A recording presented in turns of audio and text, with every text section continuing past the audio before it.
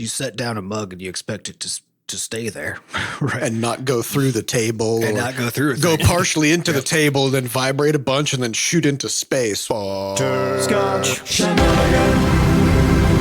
Hey, everybody. Welcome to episode 391 of Coffee with Butterscotch, the game dev comedy podcast, Butterscotch Shenanigans. I'm Seth, and I'm the games programmer. I'm Adam, and I'm a crustacean.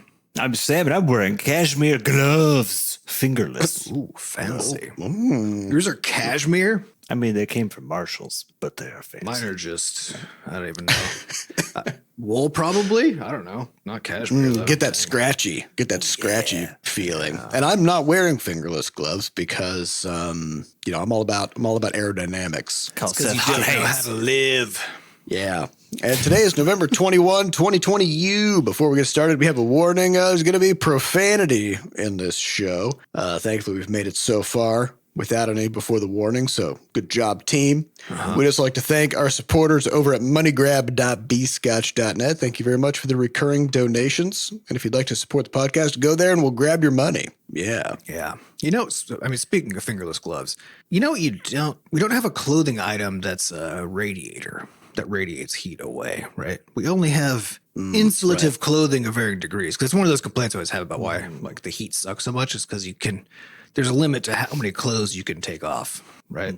And then, but you can't put on clothes that make you cooler. Yeah, you can always put on more clothes to make yourself warmer, right? You can always add heating devices to yourself because you can get those little hot hands packets. You can all kinds of booze you got. Those wicking fabric for when you're being an athlete and stuff. Yeah, so it's like help pull. Yeah, well, that's just using your natural. That's using your sweat system which is still it's still a radiative system, right? Because it basically it collects the heat, and as it evaporates, it pulls the heat away, right? But we don't have like a CPU.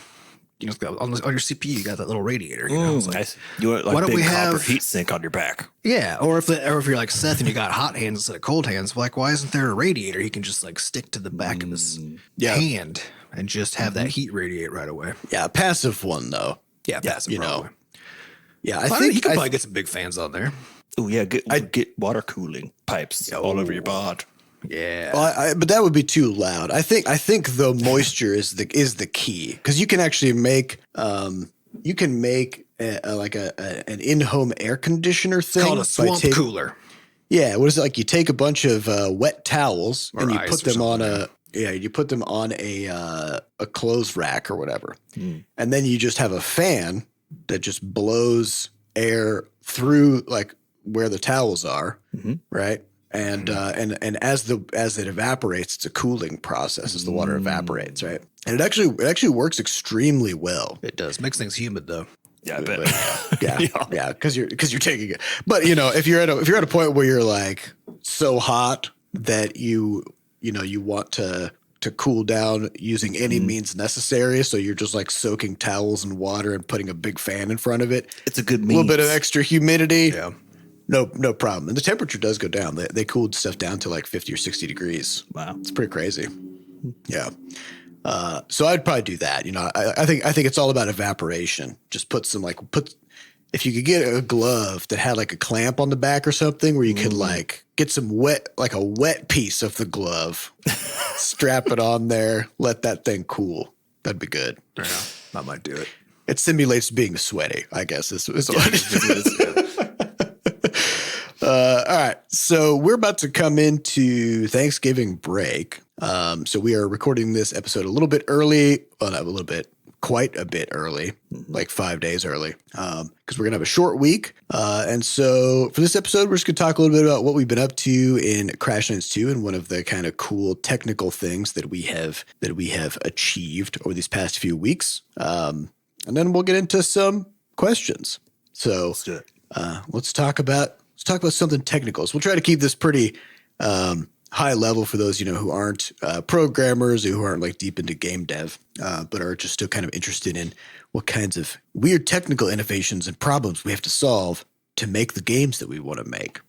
All right. So here's the problem that we have always had. And it's a problem that we've been trying to solve incrementally just all of the time, which is the problem of needing to create custom solutions to seemingly unique problems. So when we're trying to add a new feature to a game, we'll say like, okay, we want a new kind of boot in this game that like whenever this boot is like whenever you're at full health and you're wearing these boots, then your feet catch on fire and you run super fast and you leave like a trail of fire behind yourself. Mm-hmm. And it's called the full stomach hot boots or something. And every 10 seconds, if there's an enemy within 10 feet, it'll burst into flames. Mm-hmm. Exactly. Because the air is so hot around these hot boots. So hot. Okay. Yeah. So this is like a pretty outlandish idea. And the way that we would have to implement that in the past is we would talk through the design of it.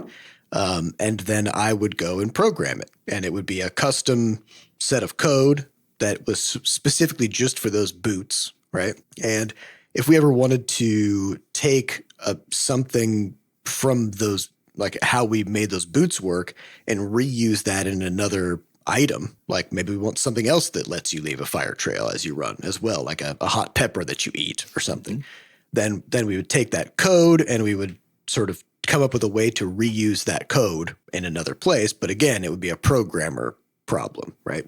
Well, programming is a big bottleneck for making the game because programming is kind of where the rubber meets the road of like taking an idea and turning it into instructions for the computer to actually do it, which means that tons of things are a programming problem. So you're always having to weigh your priorities of like, well, maybe the game is running kind of slow and we have to do some optimizations, but also we've got to get it working on the Xbox, but also we've got this set of bugs from the QA team. Those are all programming problems. And so if you want to add these cool hot boots, how do you decide when to do it? And also it increases your cycle times because other things have to get done as well, and that new feature gets thrown into the mix, and it's just going to take a while. Or if you have added them, but they're not quite right, so then you need to iterate on them. Right? Then there's more programming problems. Yeah, and so a big part of our ambition for making Crashlands 2 is just like, how do we take things that we think are programming problems and just make them not be programming problems anymore? Mm-hmm.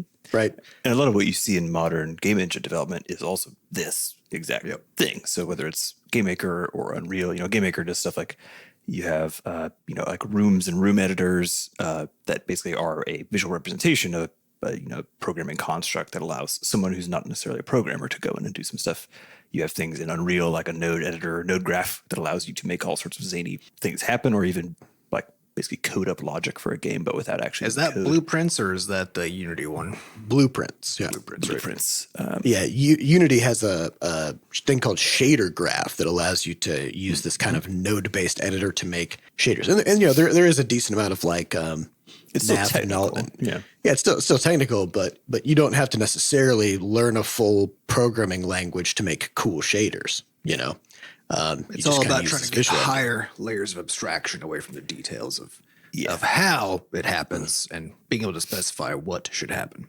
Yeah. And so as we've been talking through a lot of the sort of our next phase of Crashlands 2 development, we're working towards some pretty big things where we want to have like armor sets that if you're wearing multiple pieces of equipment from this set, then you get an interesting effect. Or there's a trinket that you can wear that has this kind of if-then thing going on, right? Like, oh, if you get a critical hit with a bleed, then something happens, right? Because those create really interesting kind of like gameplay moments and cool ways to combo your abilities together, right? Mm-hmm. It's all about events. If something, then something else. Right. And so we were talking through kind of how to do this, and we realized that if we took the time, then we could come up with something that we could put into the Game Changer, which is our no-code game editor, where we could just kind of just have somebody just come in who, and not in a programming way, but they basically just using drop-down boxes and check boxes and stuff, where they could just describe what they want to have happen and then attach that sort of set of instructions to whatever it is that they're talking about. So boots, a chili pepper to eat, whatever, right? Whatever it is, yeah. So we called this the reactions system, and we started working on it, and I think it took about just over a week, I think, to piece that thing together and get it working in the game changer. And I went back through and started removing code from the game and replacing that code with stuff from the reaction system, and it works, right? But what's cool about it now is there's a bunch of stuff like what I described with maybe like these weird hot boots, where that's not a programming problem anymore all of a sudden. So I could even come in, even though I'm the programmer, and without writing a single line of code, I could add those boots to the game and hit play and test them out and run around. And if they're not quite what I want, I just go back to the game changer and I can adjust some sliders or change a couple of numbers or add a couple of conditions or effects to it. I'm going to go back in and no new code has been added. Don't even have to commit any code. Don't have to deploy a new build. It's just like ready to go. And so Sam can do that as well. And then if there's any new pieces or like new kinds of conditions or new kinds of like actions that we want it to do, then that's a programming problem. But once we implement that, then that's reusable for every other thing forever, right? Yeah. And so suddenly it's kind of like it comes back to this philosophy that we've been trying to work on with Crashlands 2 throughout, which is do a lot of thinking and planning up front to try to make your life much easier later, you know? Yeah. It's basically a big part of it has been asking the question, how do we put the most challenge and the most difficulty for the work into the correct place? What I mean by that is, how do you put it as close to the finish line as possible so that the problem is not that every time you want to make a new item, you know, oh God, like a programmer has to come in and initialize a bunch of stuff in like 6 different scripts across the whole project, push a bunch of things, work directly paired with the designer to like get some feedback on it, blah, blah. How do you skip just all that and end up at the place where you talk through a design together that seems like everyone's excited about, and then someone could just go off and basically figure it out and do it, but without having to use programming as like the means of production, right? The means of content implementation. And from a like technical achievement standpoint, it's really interesting because with Levelhead, with all the games that we've had, we always are trying to pick a thing or two things, right? That we've talked about this before. When you're making a new game as a studio, part of the decision criteria for what project to embark on or how big to make it, or whatever else, can and should be what kind of capabilities you as a team are trying to develop next, right? So not just what you already can do, but like, okay, where are you pushing into? And with Crashlands 2, that was a big part of our reason for making this game at this time anyways. Coming off of Levelhead, we had this level editor thing. We're like, wow, okay, this is a big deal for us to be able to have this kind of quality of internal tooling. Let's take that to the next level. And then let's say, what does it look like if you could somehow almost get the same kind of fluidity, but with content creation inside of the game? And I think, unfortunately, it's one of those things where if you're just a gamer, for example, and you're describing like a concept to someone else that you've seen in a game, like, oh, in Sonic, like there's these rings and you pick them up and they go bling, you know, there's a lot of things that are very easy to describe just as a person, but that are just stupidly complicated to try to get to work inside of any given game, right? Stupidly complicated. Yeah, because we've talked in the past about the door problems about this, right? Which is the idea of the door problem is if somebody just says, oh, well, our game should have doors. Like whenever there's a building, there should be a door into the building. And then the job of the game designer is to come in and say, and ask all the real questions about what does that mean, right? Like, can the player open the doors? If so, what does the key bind? Are the keys rebindable, or like do we even have enough buttons on a controller? What about on mobile? How do you open the door on mobile? Right? Does it open both directions? Can enemies open it? Are some of them can locked? Enemies open it? Are there keys? Do the doors have physics? So if you open them, do they have to push the player away? And like all of a sudden, what seems like, as a human, you know what a door is, and you've experienced doors your whole life. And so there's all these aspects of doors that seem like a given, but every single one of those would have to be fully described and accounted for to make doors work in a game. Yeah, well, it's about the hidden assumptions, right? It's like when you're used to some pattern out in the world, then you become completely unaware of just how many sort of basically design decisions, whether it's a natural phenomenon or a human-made one, right? There's basically a whole bunch of like design components that make that thing up. And it's like gravity. It's like, you set down a mug and you expect it to to stay there, right? And not go through the table, And not go through it. go partially into the table, then vibrate a bunch, and then shoot into space, which Yeah. happens in game physics Yeah, quite a bit. You don't even get to assume that, in a game context, right? Yeah. And so I think it's one of the fun things about game design and implementation, I think programming in general, is the realization of just every time you go try to model something out in the world, even if it's a fictional one, like in a game, but you're trying to all programming is about trying to take something you're trying to accomplish and make a functional model of it, right? And to do it, you have to identify every single assumption that goes into the context of that. And it's just remarkable how many hidden assumptions you're just dealing with in your moment-to-moment life that just never go examined. But when you have to, then you discover holy shit, there's just a lot going on here. Yeah, and you can really only, even in your day-to-day life, you can only abstract it down so far because, there's also chemical interactions and molecular interactions that make things work the way that they work. Oh, yeah. How does your creamer mix into your coffee, And when you're programming stuff in a game, you're abstracting things into the simplest form possible because you can't program every molecule. There's not enough computing power in the world for that. And also why, right? Yeah. Because Why? From a design perspective, what the player would expect is if they can pour creamer into a cup of coffee in a game, what do they expect? Well, the coffee kind of changes color a little bit, But they don't necessarily expect the swirly Fluid physics. right. Or there's the convection behavior, right? That comes out. Yeah. And then potentially there may be some now that I put creamer in my coffee, it gets plus 10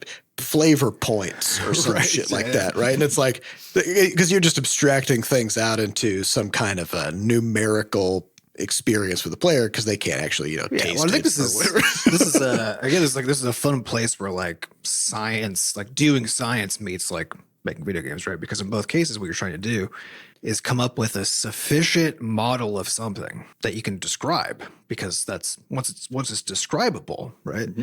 Then that means you can test it. You can talk about it, right? You can put equations on it, or and then you can simulate. So you can simulate it, right? Changes to the model, and then see if see if your model gives you the outcomes that you expect from the real world, right? That's basically all that science is, and it's all about trying to find in science, you're always going deeper and deeper, but you're still always at some layer of abstraction because it's literally impossible to hit the bottom, right? You just keep on going. Yeah, we don't really know what's at the bottom. It's all theoretical. Yeah, the job of our job in science is to see how far down we can go, but it's still always then to build this model that reflects the real world.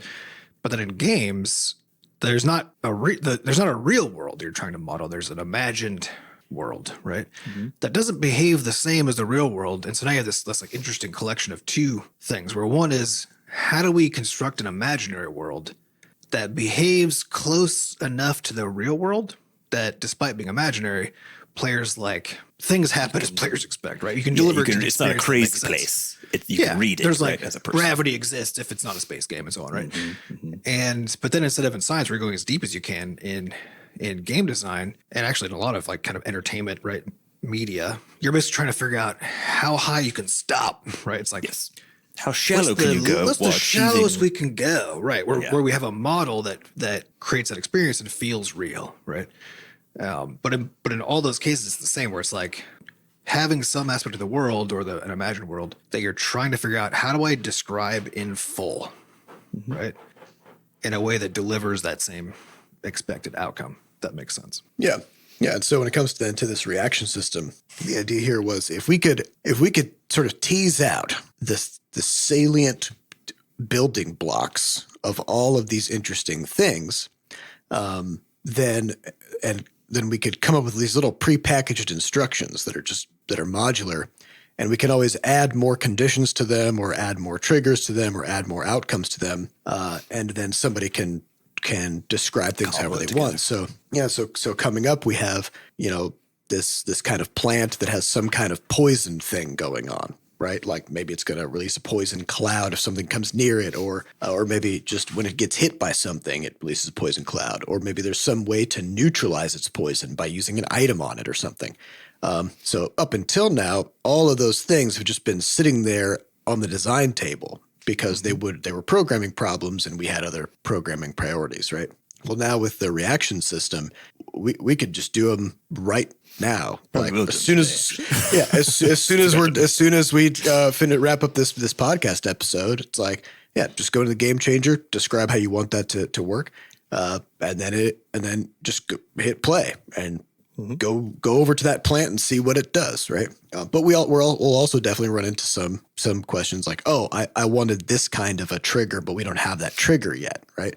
No problem. That's now a small programming problem that's now fully reusable within this system, and so we can prioritize that and get that in, and then boom, we have that available for every future thing. So yeah, I mean, overall, I'm very excited about it. It's going to open up tons of interesting new gameplay opportunities and ways for us to iterate super, super fast on all these new pieces of content. The one thing that we don't have yet, which is kind of the next big challenge, is the visual side of it, which is how do we, without using code, how do we make it so that we can tie all these actions and behaviors to our animation system? So we can say, oh yeah, like when this plant does this, explodey cloud thing, it also creates this visual effect, or it animates in this certain way. And how do we describe that? Right. So that's kind of the next step, but I feel like the hard part is over. Oh yeah. The hard part is definitely over. Yeah. So very excited about that. And it's going to definitely allow us to just blast more and more content into this game. So I'm actually kind of starting to get alarmed at. I've kind of pivoted in my mindset where, like, when we first started working on Crashlands 2, I was intimidated by the scope. Yeah, so I was pretty freaked out by the whole thing. Yeah, I was like, the amount of stuff on this design document is a lot. It's too much. There's too many things on here in terms of what our capabilities are, right? And now on the other side of it, now that we've got all this tooling made, now I'm actually worried from a different direction, which is I'm worried that we will put too much stuff into the game and that there'll just be too many things like that, right? Because it's so easy and it's so possible for us to just pack a million different kinds of pieces of armor and equipment and creatures, whatever. And it could definitely be the case that the game becomes unfocused because we can, whatever we think of, we can just put it in there. Mm-hmm. There's no friction, right?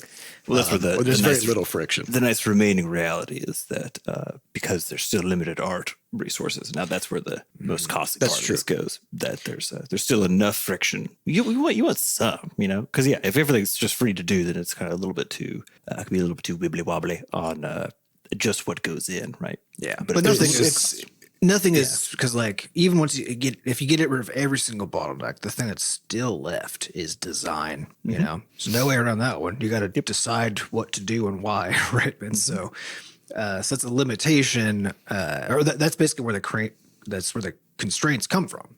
They come from the design, right?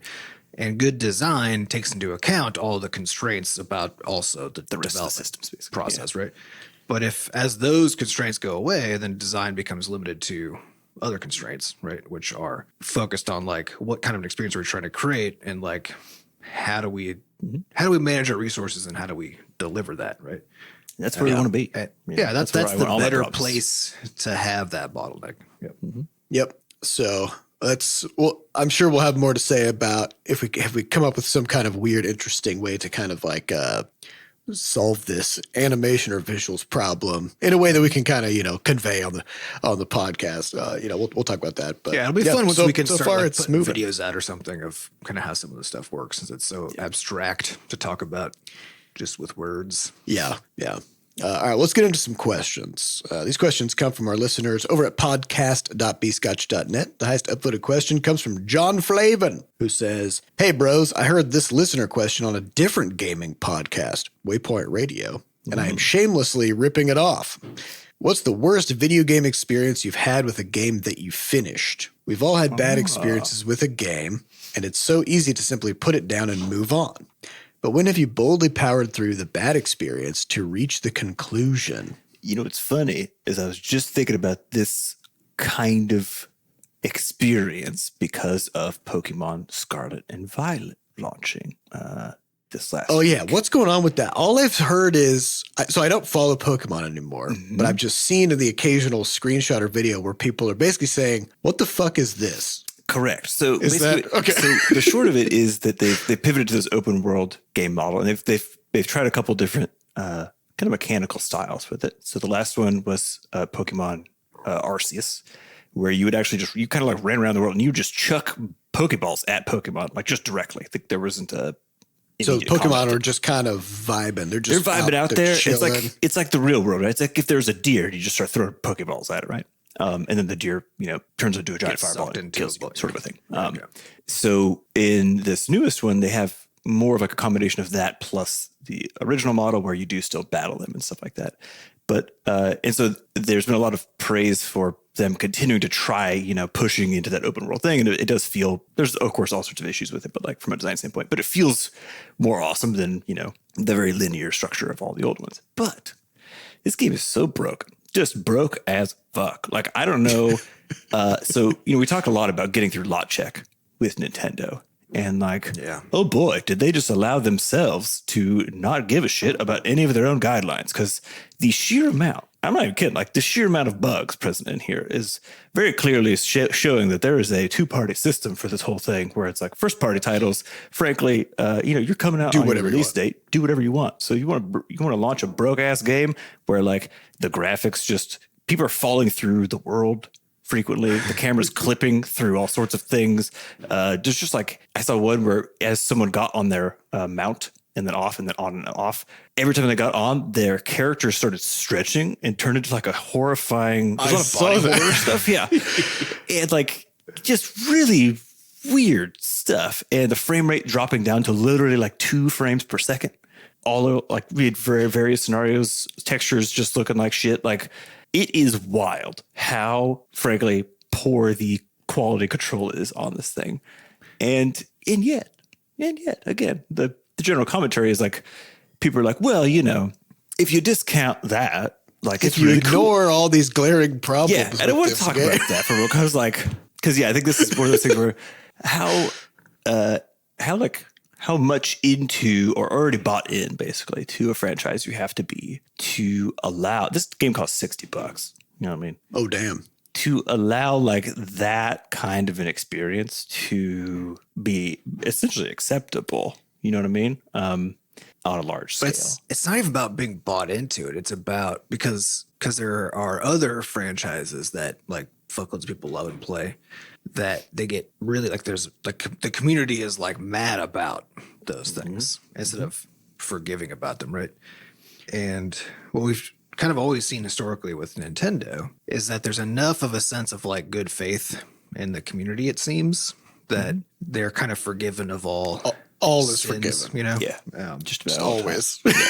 Which is both frustrating to see on the indie side of things, because of course, like you don't have any of that. You just don't have nearly enough of that kind of audience good faith. But at the same time, I think, and again, back to the question, I think it's interesting when you ask the question, like, okay, what would it mean to create a game? What would you have to do on the design side to create a game that people will play and continue to play, clamor about, tell their friends about, despite the fact that it's broke as fuck, right? And I remember like my initial experience. Or just there's some aspect of it that's just badly designed. Yeah, that's just terrible. So I think if we just like tweak that question a little bit, so it's less about like finishing the game and just ask like, what's the worst design or just experiential problem that you've had that wasn't the cause of you stopping the game, right? That you played despite you just continued whether or not you finished the game. Yeah.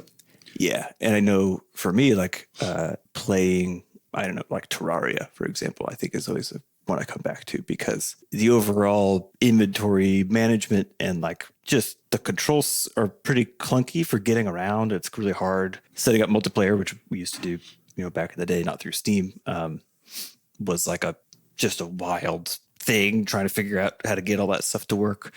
And yet, like despite the clunk, despite like the overall aspect ratio of the thing, like all sorts of just stuff. Once I got into it, didn't matter at all. Even though the whole time I was like very annoyed, but again, it's sort of annoyed. The annoyance is registering somewhere else, I guess, because I'm still getting what I need out of the loop, out of the game.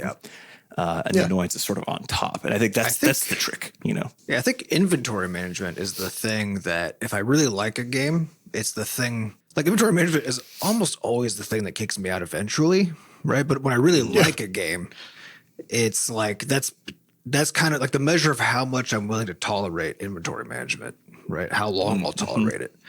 Because also all these games, like the inventory management grows without bounds, right? And so like Valheim, Terraria, V-Rising. Ark, even V-Rising, like all of these games that like I just love the moment to moment gameplay and like and the longer term gameplay and progression and stuff. But over time, the weight of the inventory management went from just like a constant annoyance, but still not annoying enough to kick me out, to something that became like got on the overside of unbearable relative to the gameplay experience, and then it finally kicked me out. I think kind of across the board, my worst gameplay experiences that I still played through, like the things that I was frustrated with the most and the most consistently, I think is inventory management. Yeah, I guess probably fair. Yeah, I think especially given that kind of the crafting and overall open world genres. I mean, they're evergreen genres that are very. It's a sort of like it's not like when you've played one of them, you don't want to play a different one, sort of a thing. Yeah. It's like as soon as you figure out that that's like a thing you like, you really want to try a lot of them, and that's always a thing. Always a thing. Yeah, I think like Subnautica is one of those that like, because I think Subnautica's inventory doesn't grow as nearly as fast, still too fast, but not nearly as fast, because it's less about like hoarding enormous amounts of things than it is about finding things that are hard to find. So it's like it's more about specific finding that thing than it is like having 1,000 of it. But you still have to need a lot of some stuff. So I still like at some point have like a wall of chests, equivalent. But it takes so much longer to get there. And it grows more slowly, and it's just a little less kind of sprawling. And so that's actually one of the few games where, even though it got to a point where I was annoyed a lot of the time, every time I would come back to base, and unload my fucking inventory, I was annoyed every time, but it didn't actually kick me out of that game. Yeah, 100%. Yeah. No game is going to hit every mark. I think there's always going to be something that the designer was trying to do that either like was an interesting idea, but it didn't necessarily fit with the concept of the game well enough that it kind of like adds jank, in the case of like multiplayer with Terraria, right? Like that's something where you could tell that they were like, oh, if we could do this, it would be awesome. Right. And they were so preoccupied with solving the technical problems of just getting that working that they left the actual like onboarding of multiplayer as a programmer problem, basically, where like, thankfully we know a web developer, Adam, so we can play Terraria multiplayer. This is back in the day. It does work really great on Steam now because they use Steam stuff for it. Yeah. But, a couple years ago. And so, and I mean, like, I'd say almost every game that I've played, there's been aspects of it where it easily could have kicked me out of the game, easily, and sometimes it does. I think for me, I'm not going to list the things because the list would be like longer than my whole body. But like I've been playing World of Warcraft since 2004, and there have been times where I've stopped playing it for a couple of years at a stretch because they had made some design decisions that were just very annoying. In my opinion, stupid as hell, and just really like undid core parts of the game experience, or added so much friction to the game that it was just annoying to play it, or they would like make you have to do a bunch of stuff that you didn't want, that was not actually interesting or fun, but just was like there to keep you playing so that you could go get some stuff or do something. And those are the times where I'm just like, yeah, I'm out, and then I would just stop playing, And then when they would launch a new expansion, they would change a bunch of stuff and rip out a bunch of systems, and then I'd be like, all right, I'll come check it out and see if they've tweaked their philosophy, But ultimately, like the core gameplay and like the social experience of like being in a guild and having friends to like do this difficult content with, and the role playing elements of it and stuff are so good that I'm always going to come back to it to see how it's going, even if I've been gone, even if they've kicked me out for a while. But I think that to me is the most interesting part of this question, and something I've been personally thinking about a lot when it comes to Crashlands 2 as well as we've been developing it. Because again, you have limited resources. The reality is, like, as no matter how big your dev team, even if you're like a AAA dev, it's like, oh, this game cost $500 million to make. It's like, yeah, but that you actually do have limited resources given the scale of the game. Like for certain parts of stuff, right? You can't possibly make everything tuned up to the degree that maybe you would want to. So the ability to identify when a design issue or a bug is the sort that would like actually kick people out, or if it's sort of the ancillary kind that most people, given the loop of the game, would basically be perfectly willing to tolerate, or even wouldn't even notice, which is the weirdest part. Because sometimes you talk to people about an experience you had with, oh, this like UI is super annoying, and they don't even, like other people have a very different experience with the whole thing. And so I think that's been one of the challenges, and one of the interesting things I've been thinking about a lot with Crashlands 2 dev is how to better identify those places where we should put in time to get that extra level of polish, and versus those places where, yeah, of course it'd be nice for everything to be like just freaking, flawless, but you can't really work like that. So how do you tell the difference meaningfully between those kinds of things, or how do you make a game loop or game world that's so compelling that the bar for someone exiting starts going up so high that the number of fuck ups you would have to commit becomes astronomical. Yeah, I'm just seeing Pokemon Scarlet and Violet. I'm like, you are clipped like, and these bugs are not uncommon. The frame rate drops are constant. Like, I think Arc is a similar situation to this, right? Because like Arc is a buggy as fuck. It's such a buggy game. At least back when we were playing it a bunch. That's that riding dinosaurs and trying to survive. Dinosaur survival, yeah. Yeah, but the main gameplay, and also it's like tedious as fuck. Like the fucking the loop there for crafting and leveling up and stuff, like slow. And that you need you need water, you need food. There's this continuous maintenance layer on your character where you're just like always dying. So again, we got lots of gripes, right? Lots of gripes. Yeah, like I have infinite complaints about that game, but that didn't stop me from playing it for like a few dozen hours, because because it was so fun. So and I think the thing that the most dangerous one in terms of like the design problem, right, is and I think actually this is true of like design for almost anything, because I also on the web, this is something I have to deal with a lot, is things that grow without bound, right? Yeah. And in the case of like design, that's an unpleasant experience, right?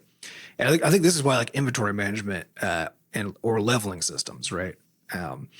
Where, because we've talked about this too, where it's like any loop, like if it's designed around, well, that it gets bigger over time, right? Just like capitalism, there's a limit to where that can possibly be good. There's a point at which the system breaks down. Yeah, because the growth hits a certain point. Yeah, because you can't actually grow without bounds. It doesn't make any sense. And so I think when there aren't systems in place with the design to prevent things that are unpleasant from growing without bound, I think that's where it's now just a question of when do people get kicked out, right? As that thing gets worse and worse over time. And so like for me, like the big obvious one is like inventory management is like, yeah, I'm right there with you. That's that core thing that eventually even my favorite games in the universe, if they haven't found a way to manage that growth without bound, and they haven't, I think across the board, then at some point I'm just like, this is too fucking tedious. I cannot. I just cannot do this anymore. I've talked about how in EVE Online, one of the initial pitches of the game was like, there's this giant galaxy. I think there's like 7,500 star systems that players can occupy. There's planets and all of them or whatever. But I think fully half of those at least are in an area of space called nullsec, which means there's no space cops. There's no security. It's all player owned space, and players can go there and claim a star system, and it becomes theirs as long as they can defend it. So they can control that space or whatever. And the initial pitch of that is like, oh, that's cool as fuck, right? Like me and my friends can go and like claim a solar system, and as long as we got the firepower, the spaceships, and the strategy, to like, we can do whatever we want. We could like be pirates, and we could like attack people as they come through and take their stuff, or we could like become part of a trade route and like tax people coming through our system, or whatever it is that you want to do. Trolls you can do under the anything bridge, because, basically. there's no rules, right? But the point at which it breaks down is similar to kind of what we see with the mergers and acquisitions of companies, in the U.S. economy, is at a certain point it becomes advantageous to join a power block. You ally with your group of 100 people, allies with another group of 100 people, and then another 100 people, et cetera, et cetera. And pretty soon, almost all of the nullsec space is owned by one mega group of 100,000 people who don't fight each other, right? And then the game becomes totally static. Nothing ever changes, and it's boring as hell. And then people just stop playing, right? Because if you're a new player coming in, you can't compete with this. You can't take your friends and go like start up your own little space station and do your own thing, because they'll just come in and squash you in an hour, right? And so your only move is to join them and then not do anything yourself. Just work within their bureaucracy and just do whatever they tell you to do, right? And that's boring, right? So it's that weird thing where the initial stage of it is really wild. It's very like Frontier-esque, and it's very fun, but there is an end point.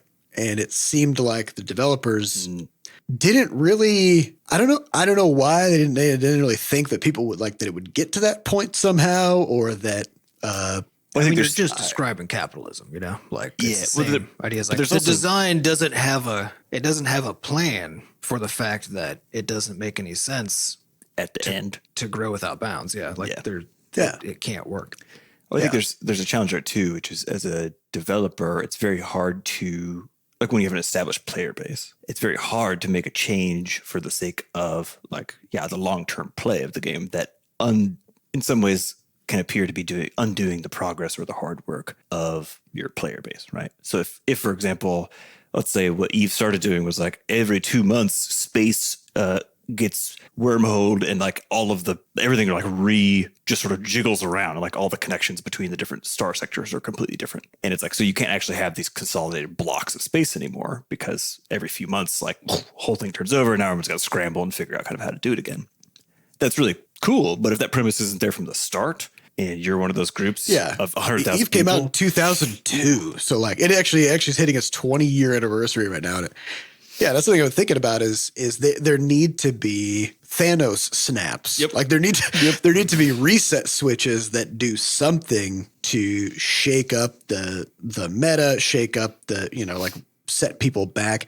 Even if they had set it up and said, okay, Eve is going to run on a 3-year cycle or something like that, right? Where it's like every 3 years we're going to reset the universe, right? Yeah, right. And so then they could build the game around like, these like sort of long seasons of like people building empires and blah, blah, blah. And then, they could give you some kind of long-term interesting like ship skins or something that are like from the things that you achieved in past seasons, stuff like that, like how Rocket League does it with battle passes, but it's hard to do after the fact is the problem, right? Everybody already in space. It's really hard to do. Yeah.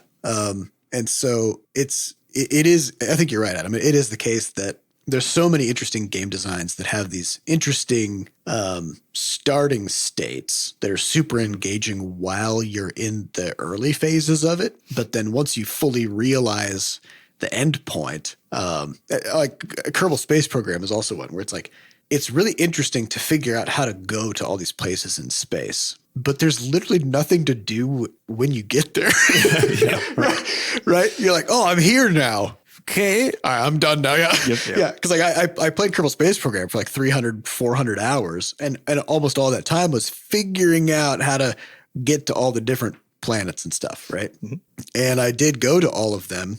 And then that was it. I stopped playing because that was the journey. There's no more game after that. And this is why roguelikes in particular are such a powerhouse genre for design. Because like the reality is with the roguelike is you get to reset the player knowingly and purposely. Everyone knows this is happening. Even if the player wins the game, quote unquote, like wins a run, you reset them back to 0. And this allows you to do basically kind of whatever you want on the design side without having to worry about things really to get pesky really scaling unbalanced. problems. Yeah.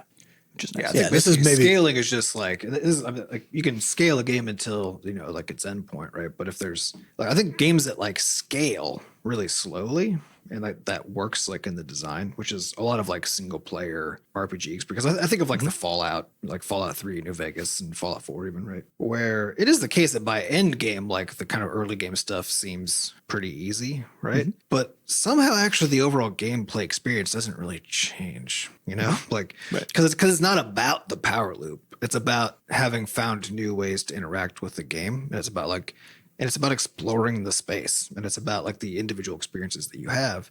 And yeah, like you find better weapons, and like you want to go get the coolest stuff, and like Fallout 3, you're like trying to get that power armor, right? And you're doing that stuff, and like a lot of like the way that I've played those games when I used to play them a lot was like I'd find this like golden path, where get like the most powerful sniper rifle, or whatever, right? Kind of min-max it. Yeah, like do that a some little way. bit, but it still didn't really like change the gameplay that much. It moved it from like very manageable to like super manageable, kind of like a difference, right?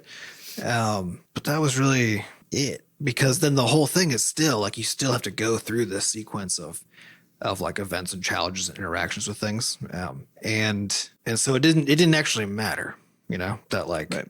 Whether or not you got the best stuff. And like when you got the best stuff, that didn't make everything become so easy it was pointless or whatever now, right? Because there were other reasons to be doing the things that we were doing. Yeah, and we're actually finding this because we've been playing Back for Blood A lot. almost every week for the past 4-6 months, something. I don't know. It's last been a while. October. I think about a year almost. Really? Yeah. It's been a while. Yeah, so it's just something that we do as like let's get together and have a gaming night once a week where we just like play for an hour and a half or so and shoot some zombies and whatever, right? And we've talked about in the past about how some of our sort of growth journeys as we've learned more about the game, and we had kind of a hard time in the early difficulty levels, and then we figured our shit out, then we moved to the next difficulty level, and then that was pretty hard. And now we're playing at some of the higher difficulty levels, or is it the highest? Is it- Still not the highest. No, There's probably one more. Yeah. there's one more. And what we're starting to have the conversations about, like, I mean, is this it now? Like, Yeah. is it just like these like set of guns and then these cards, and there's no more choices like to make basically at this point, which is unfortunate. We've run out of of ways to think about or change how we're approaching stuff because we're kind of at the end point of it. Yeah, we're not really unlocking new abilities for our characters, or the ones that we are getting are kind of like, in general, the complaint that I've had about Back for Blood is it's an interesting game where it's like it's you go through these levels and you have to get from safe room to safe room, and you're fighting lots of zombies. And you have these cards. They're basically just like abilities that you can attach to your character. And you can have stats. and you can have 15 of them. But I've always felt like the cards were pretty. They're not very courageous. Yeah. In terms of the kinds of mechanics that they enable, and they'll often be something like, "Oh, you deal 10% more damage to zombies, but you take 5% more damage," right? And it's like minor effect. And then for some reason also has a drawback. Yeah. So it's like, why, give me something wild, that like, whenever you kill a zombie, you have a 10% chance to like go berserk and have exploding fire ammo for 10 seconds or something like that, like give me some weird stuff that I can use. And I feel like we've kind of hit that point where we found all those, the small number of cards that actually do have those kind of big, interesting effects. We've found those and we've explored them, and we've even done some stuff that kind of broke the game, where we were like, if the point of the game is to get from safe room to safe room, what if we were just fast? Yep. What if we optimize for running instead of shooting? just take every card that makes you go fast, that makes you run fast. And we ended up just breaking the levels, because the levels are on some dimension, they're time based. And in some cases they're event based, where maybe like after a little while of the level, this boss will spawn in this certain area. And you actually have to kill it before you could. And open the safe door. You have to kill that boss because there's a door at the end that just is not open until the boss is dead. But we never knew that before because we would always get to the boss first, and then we would kill the boss, and then we would get to the door, and the door just was open when we got there, right? And so we've tried to find like ways to come up with interesting strats or ways to kind of like go around the game's mechanics. But we tend to be just kind of thwarted, you know, It's not or they quite just open aren't enough to let us do what we want. yeah. And so now we're kind of having the conversation like, is there some other game we should be like looking at playing now? Because, you know, we're kind of like, we've explored this space pretty thoroughly. Well, and it actually becomes an inventory management problem all over again, right? Because on the one hand, they're not being courageous enough, right? But on the other hand, like now I've got like, what is it, like 15 pages of cards to work through, right? Yeah, and very few ways choose. to actually like sort and filter them. Yeah, very few ways. So I can't like when you said, you know, we built these like speed decks, right? Like you couldn't just like filter on things that impact speed, right? Yeah, you had to individually look through every single card. Right? Yeah. And so like because I still enjoy the moment to moment gameplay of that game enough that it's like I still have enough fun just playing it that the sort of static nature now of like my deck, right, is fine because I can still just have fun playing. But it does mean that aspect of the game has now been taken out of the kinds of experiences that I have because it's so fucking tedious. Like there's no the incremental, you know, reward I get for like going into being like, can I like, is there some other combination of cards I can put together that's better, right? It's like the decision fatigue. But it'll take me 3 hours to figure that out. Because like there's nothing that's been provided, but it is interesting, right? Because if all they had done was kept the same cards basically, but provided really detailed ways to like filter and sort them. Yeah. Right. All of a sudden I would actually I might even spend more time than I would already have to.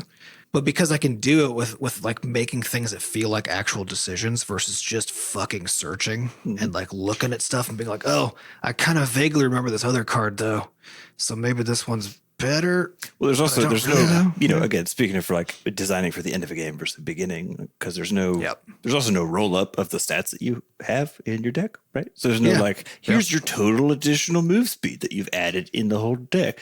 You gotta manually walk through your cards. Be like, I think there's it's like also no 140%. game stats, right? So there's no way for you to then like at the end of a game or a level, right? Be like, how am I doing? You know, compared to other things, right? So you can't even like try to figure out what you could shore up by like changing your deck or like learning new things or whatever. So, but this is the interesting thing, right? Is these later game things for because like in the case of this game, like the design requires growth without bound, which is like you keep adding cards, right?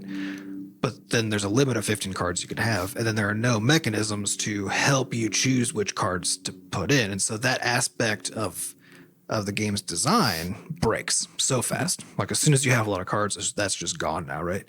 But there are these like design changes they can make, like searchable, filterable card views, right? Yeah, or stat roll-ups. Or being able to see your stats over time, right? There are these kinds of things that they could add to the game that would suddenly make it so the fact that had kind of broken, like that actually gets unbroken. And now instead of just being a thing that like grows and then stops working, it's now a thing that like grows and then asymptotically stops working, right? Like it just like works for a long time because there's now other stuff that you can do and other ways of thinking about it. Transforms. I think that's basically the trick. Yeah, it's like it changes. At the very end of most game loops or most like kind of core experiences, what you have to do is figure out how to transform the loop that you were using into a different one or just transition. You see this in a lot of games. Like, I mean, WoW does this, but it's like you go from leveling up a character being the focus to being something else entirely, right? And it's like a lot of games have actually a very dual nature to basically the growing part of the game and then the end part of the game, how to keep that a dynamic, interesting experience. Yeah, because the game either has to just actually end at like about the same point where the growth can't possibly work anymore, right? Or it has to transition into something else. So, which is, I think, the same idea. Is basically, it's a game ending or changing its form is an acknowledgement of the fact that growth without bound doesn't make sense. It only works at the beginning, right? Yeah, you have to figure out how to transition the game into a skill growth model. This is why like chess is still around, right? Because it doesn't have any power loops. Your pawns don't level up every time you play, right? It's just you against the other person, and that's an endlessly interesting skill loop, right? And so if you do have a game that has these power loops in it, or like a lot of these deep systems, like with all these cards and Back for Blood or whatever, then at a certain point you have to make sure that that once you've run out of cards to give people, and once they have 20 pages of cards, you've got to make sure that they have the tools to make it interesting that that's true. Yes. Right? Like having 400 cards should be good and cool and fun. And you should always be thinking like, what if I built a deck like this? And then you can go do that, as opposed to if like, it's hard as fuck to build a deck because you can't, it's just so hard to do things on purpose. Yeah. Well, and there's no shareability either. Like one of the things that I would love to have is like, if you have like the stat roll up, is a way to just see the stat roll ups of your teammates. Yeah. Right. Because then you'd be like, oh, interesting. What is this? What's going on? Like, I didn't realize you could get acid resistance. I mean, I'll do you one better. I think that. Well, and especially playing as a team, right? Because like I play with you guys, but I also have another group that I play with every other week on average, probably. Yeah. And you can't see anything about what your teammates have. Yeah. So like we just have to guess, or like because you see your like total run roll up for your own character for just like how much damage you've done, how many things you've killed, right? Yeah. But then you're like, is that good? Yeah, but then that means you have to just like say it to each other and be like, how are you? But like each of us have different builds and different purposes though, right? So there's no way for us to like do like a team like powwow, and just say like, oh, well, so here's how we're doing here. Probably if you like did some specking into these cards and we changed like how you're playing the game a little bit this way, if I made these changes, right? And then you can go out and try the experiment. So but there's just like the meta game of like that part, which is mostly just showing stuff to people that's already there, But there's a whole other one already available, which is every level in Back for Blood, they roll a bunch of these random corruption cards for basically modifying. It's a roguelike in a way. So the game actually changes what kind of zombies you're fighting. Sometimes they're made of acid. Now they're going to be like vomiting on you all the time, whatever. Right. But you can't adjust your deck. You can't adjust your deck, which is insane because again, you have 400 cards. So it's like if I could pre-build a couple decks and then per thing decide if I'm going to switch and like edit my deck real quick for 2 minutes before this, swap out things that I literally won't need because circumstances have changed. Well, actually, right. Because it actually forces you to generalize your deck, which is boring. Right. Yeah. Or take a bunch of cards that are only going to be useful on that one level where you rolled acid zombies. And then the rest of the time it sucks that you used a slot for that acid resistance card. Which is why we can't actually do our running. It would be way more fun if you actually you still had to have your decks built, right? But you could just before each level, basically, you could see what the level is, see what the cards are that you're fighting against, and be like, I'm going to use my antacid deck, right? For my early game antacid deck or whatever, right? Or my boss fight in the presence of acid zombie horde deck, or whatever you want to min max for. Like now, all of a sudden, you get to make those decisions again. Yeah. And this is the kind of thing that always keeps me coming back to WoW is, or at least the times when they've removed a lot of the friction to make these kinds of things doable is like they do have 3 fantastic end game experiences between player versus player, the Mythic Plus dungeons that I've talked about, which is like 5-man content, and then the larger raids. All of them have their own interesting skill loops and progression paths, and there are endless ways to analyze and customize and think about different ways to approach each of these different kinds of content, and that like the meta is always shifting because people are learning more stuff all the time, and I think it's the reason why the game's still around after I guess 18 years, right? So yeah, I mean it's something that it's an easy trap to fall into, is to only think about the upfront design of the game and what it's going to be like at the very beginning when the player's first landing on the moon, or first getting their new card in Back for Blood, or when they get, when their bag is only half full in Arc, right? That's fun and interesting. What happens when you have a base with 80 chests in it? And there's a T-Rex that has invaded your base. Is that fun? Or is that just annoying. Yep. So always remember when you're dealing with a growth model, always ask the question, what happens when What's at the inevitably It breaks. because things cannot grow without bounds and be good. It doesn't work that way. It's got to transition into something else. Yep. All right. Well, that's all the time we have for this week. We'd like to thank our producers, Fat Bard and Sampa Acosta, for putting the podcast together. And thanks to our community moderators who keep our Discord running. To get more involved in the Butterscotch community, just go to podcast.bscotch.net, where we have links to the Discord, a way for you to donate, and links to the podcast archives. Thank you all for listening. We'll see you next week. Goodbye.